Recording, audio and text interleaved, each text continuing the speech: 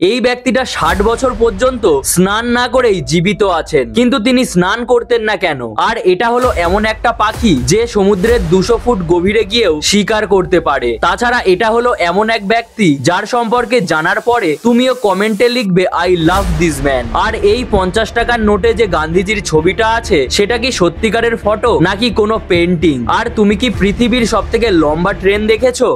তাহলে আজকে আমি তোমাদের দেখাবো। আর এই সমস্ত ইন্টারেস্টিং বিষয়গুলোর পাশাপাশি আরো অনেক অজানা প্রশ্নের উত্তর খুঁজে পাবে এই ভিডিওতে, তাই ভিডিওটাকে একদম শেষ পর্যন্ত দেখো।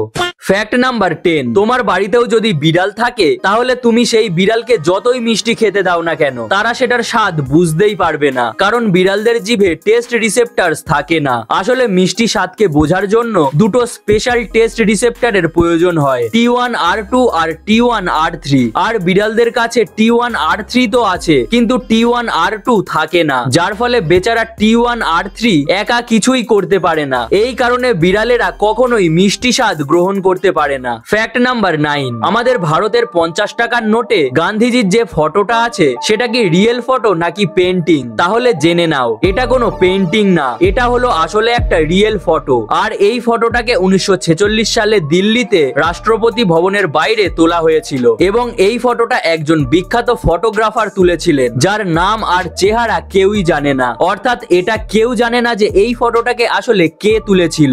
আর গান্ধীজির পাশে যে ব্যক্তিটা দাঁড়িয়ে আছেন তিনি হলেন একজন ব্রিটিশ পলিটিশিয়ান যার নাম হলো ফ্রেডরিক উইলিয়াম। আর এই ফটোটা সম্পর্কে তুমি যদি কিছু জেনে থাকো তাহলে আমাকে অবশ্যই কমেন্টে জানিও। ফ্যাক্ট নাম্বার 8, আমি বললে হয়তো তুমি বিশ্বাস করবে না, কিন্তু এই ভিডিওটা দেখার পরেই তুমি বুঝতে পারবে যে পেঁচা কতটা নিঃশব্দে থাকতে ভালোবাসে। আর পেঁচার নিঃশব্দতার পরীক্ষা করতে গিয়ে তার উপরে একটা এক্সপেরিমেন্ট করা হয়েছিল, যেখানে সবার প্রথমে একটা পায়রাকে সুপার সেনসিটিভ মাইক্রোফোনের উপর দিয়ে উড়ানো হয় যার আওয়াজ ছিল কিছুটা এই রকম।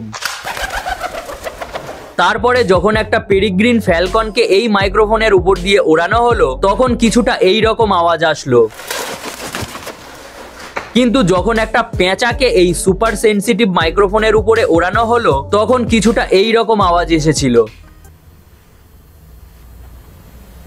হয়তো তোমরা অনেকেই ভাবছো যে আমি ভিডিওটাকে মিউট করে দিয়েছি, কিন্তু এটাই তো হলো পেঁচাদের সুপার পাওয়ার। আসলে পেঁচার ডানার সাইজ তাদের শরীরের তুলনায় অনেক বড় হয়, যার ফলে সে বেশি ডানা না ঝাপটিয়ে অনেক বেশি লিফট জেনারেট করতে পারে। পাশাপাশি তাদের কাছে স্পেশাল পালকও থাকে যেটা একদমই আওয়াজ করে না। ফ্যাক্ট নাম্বার 7, এটা হলো এমন এক ব্যক্তি যার সম্পর্কে জানার পরে তুমিও এনাকে কমেন্টে গিয়ে অনেক ভালোবাসা এবং শ্রদ্ধা করবে।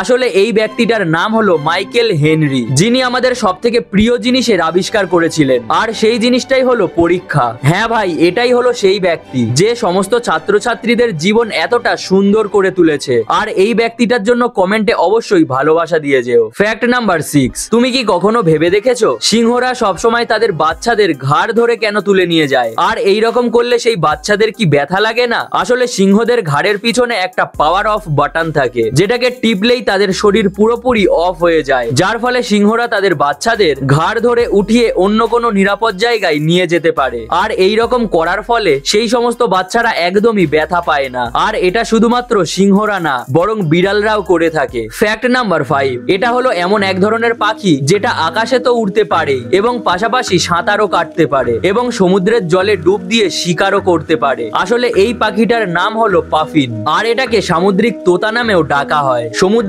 ধারে বড় বড় পাথরে লক্ষ লক্ষ পাফিন পাখি তাদের বাসা বানায়। আর তোমরা এটা ভেবো না যে এই পাখিটা শুধুমাত্র সমুদ্রের উপরেই সাঁতার কাটতে পারে, বরং এরা সমুদ্রের 200 ফুট গভীরে গিয়েও নিজেদের জন্য শিকার করে। তাহলে আর কি, এই পাখিটার জন্য একটা লাইক করে দিও। ফ্যাক্ট নাম্বার 4, কি হবে আমি যদি বলি তোমার ফোন নাম্বার, তোমার ফোনের পাসওয়ার্ড, তোমার মা বাবা, কাকা কাকি, দাদু দিদা, গার্লফ্রেন্ড বয়ফ্রেন্ড সবার ফোনের নাম্বার, এমনকি তোমার ব্যাংক অ্যাকাউন্ট নাম্বার, কোনো কিছুই প্রাইভেট না। কিন্তু এটা কিভাবে সম্ভব? আসলে দেখো, পাই নাম্বারের যে ভ্যালুটা হয় অর্থাৎ 3.14, এটা হলো পাইয়ের সেই ভ্যালু যেটাকে আমরা ব্যবহার করি। কিন্তু আসলে পাইয়ের ভ্যালু হয় ইনফিনাইট, মানে অনন্ত, অর্থাৎ যার কোনো শেষ নেই। মানে পৃথিবীতে যত নাম্বার আছে সেই সমস্ত নাম্বার এই পাইয়ের মধ্যেই আসে। এবার সেটা কোনো ফোন নাম্বার হোক বা কোনো ফোনের পাসওয়ার্ড অথবা কারুর ব্যাংক অ্যাকাউন্ট নাম্বার, সমস্ত কিছুই এই পাইয়ের মধ্যেই আসে। এমনকি পৃথিবীতে যত ফোন নাম্বার এবং পাসওয়ার্ড আছে তাদেরকে যদি একের পর এক রাখা হয় তাহলে সেটাকে কখনো না কখনো পায়ের মধ্যেই খুঁজে পাওয়া যাবে। কিন্তু ভয় পাওয়ার কোনো কারণ নেই। এই নাম্বারের সমুদ্র